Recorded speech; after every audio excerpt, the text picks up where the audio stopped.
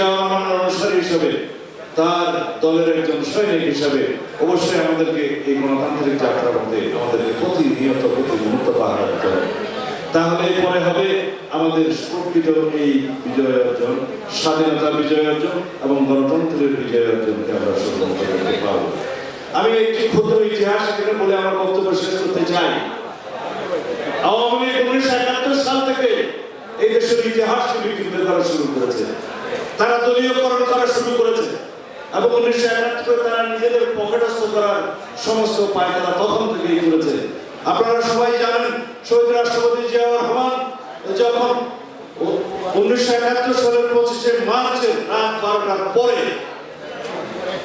Schwann জাহাজ থেকে অস্ত্র খালাস না করে ফেরত আসলেন, কর্নেল জাঞ্জুয়াকে বন্দী এবং পরে হত্যা করার পরে নিজে রিপোর্ট করে সেই চট্টগ্রামের সুরা শহরের সেখানে স্বাধীনতার ঘোষণা করলেন, যার জন্য আমরা 26শে মার্চকে স্বাধীনতা দিবস করে থাকি, 27শে মার্চ নয়।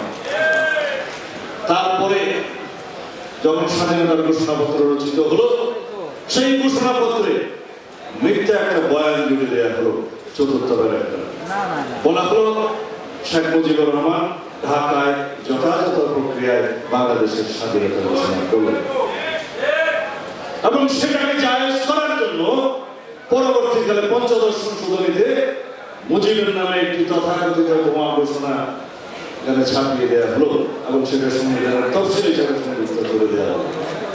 তার ভাষণ তো আছেই, তার উপরে স্বাধীনতার ঘোষণাপত্র সংযুক্ত হলো।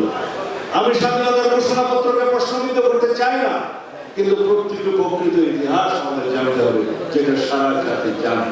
সুতরাং আওয়ামী লীগ পরতে শুরুতে সমস্ত জায়গায় তারা ইতিহাসকে তাদের দলীয়করণ করেছে, বিভ্রান্ত করেছে এবং ইতিহাসকে বিভ্রান্ত করেছে। সুতরাং আমাদেরকে প্রকৃত স্বাধীনতার ইতিহাস এবং বিজয় দিবসের ইতিহাস, যুদ্ধের ইতিহাস এবং আমাদের স্বাধীনতার দলিলপত্র এবং মুক্তিযুদ্ধের সেক্টর ভিত্তিক যে ইতিহাসের দলিলপত্র আছে, সবগুলো আমাদেরকে পড়তে হবে। বন্ধুগণ, পড়তে হবে এবং জানতে হবে।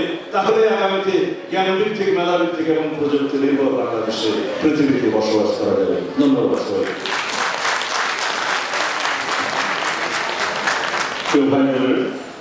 এই পর্যায়ে মহান বিজয়